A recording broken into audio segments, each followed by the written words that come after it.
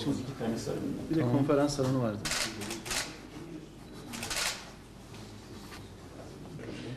Evet, ben İl Milli Eğitim Müdürümüze, Şahin Bey Milli Eğitim Müdürümüze teşekkür ediyorum. Milli Eğitim Müdürlüklerimizle işbirliği içerisinde eğitime dönük faaliyetlerimize devam ediyoruz. Bugün imzaladığımız protokolle buna yenisini ekliyoruz. Şahin Bey Belediye'mizin yaptırdığı Şahin Bey Otosanayi sitesi içerisinde bulunan 32 derslikli binamızı Milli Eğitim Müdürlüğü'ne tahsis ettik. Burada iş yerlerimizin de büyük ihtiyacı olan, ara eleman ihtiyacı olan mesleki eğitim noktasında orada lise eğitim verecek. Öğrenciler haftada bir gün okula gidip kalan günlerde de iş yerinde staj yapmak suretiyle hem okullarına devam etmiş olup lise diploması alacaklar hem de iş yerlerinde iş öğrenip bir meslek sahibi olacaklar.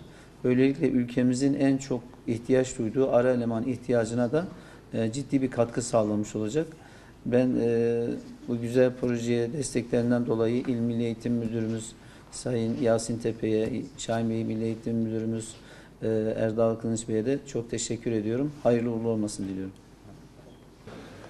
Şahin Bey Belediye'mizle yapmış olduğumuz bu protokolle sanayide, Mavikent Sanayi Bölgemizde bulunan 32 derslikli bir binanın milli eğitime devir programındayız.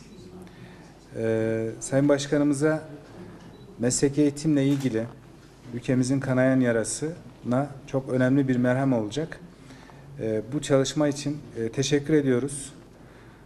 Bu meslek eğitim merkezinin sanayi içerisinde olması ayrı bir önem atfediyor.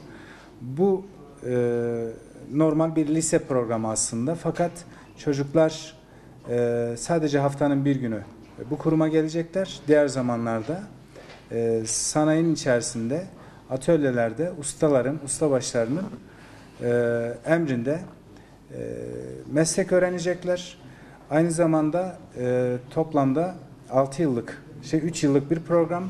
3 yıl tamamlandıktan sonra normal liseden mezun olmuş gibi bir kurum burası. Bunun sigortasını biz 9. sınıftan itibaren başlatıyoruz.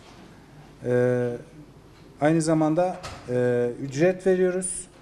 Ayrı bir ücreti kendi sanayi kuruluşu verecek. Çok anlamlı, çok özel bir proje.